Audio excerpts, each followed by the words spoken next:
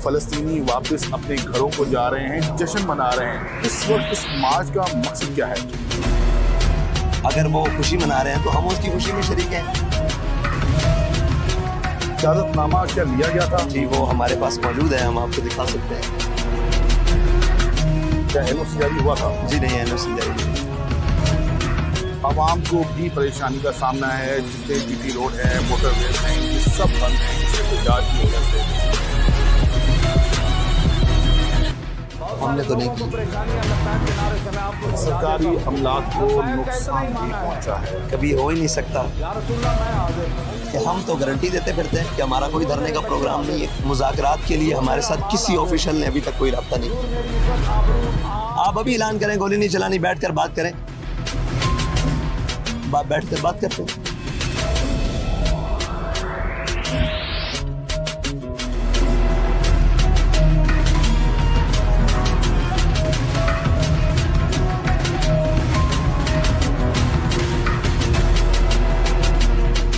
तहरीके लब्बैक पाकिस्तान के अमीर हाफिज साद रिजवी हमारे साथ मौजूद हैं। आइए इनसे बात करते हैं।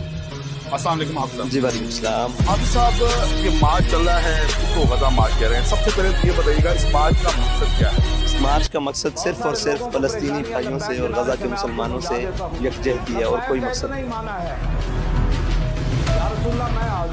अवाम जो हैं वो इस सवाल कर रहे हैं कि इजराइल और फ़लस्तीन के दरमियान एक अमन मुआहिदा हो चुका है।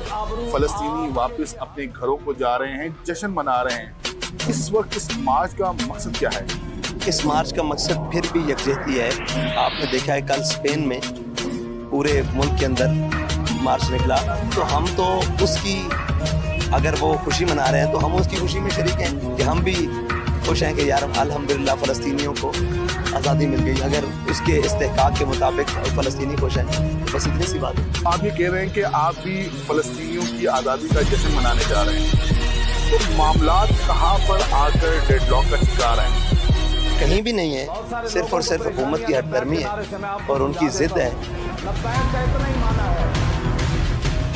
हम नहीं समझते कि शहबाज शरीफ साहब अक़वाम मुत्तहिदा में फ़लस्तीन की बात करें तो वो अपने आप को चैम्पियन समझें, और हम इस्लामाबाद में अगर फ़लस्तीन जिंदाबाद या गज़ा लब्बैक या अक़सा मार्च करें तो हम खुश करते हैं या हम इस सज़ा के मुस्तहिक़ हैं। इसके लिए एक इजाज़तनामा होता है हाफिज साहब, इजाज़तनामा क्या लिया गया था? जी वो हमारे पास मौजूद है, हम आपको दिखा सकते हैं कि हमने उसकी दरख्वास्त भी दी और ये भी कहा कि हमारे यहाँ सिक्योरिटी भी फराहम की जाए और सारी चीज़ें, उसको वो डायरी नंबर भी लगा हुआ।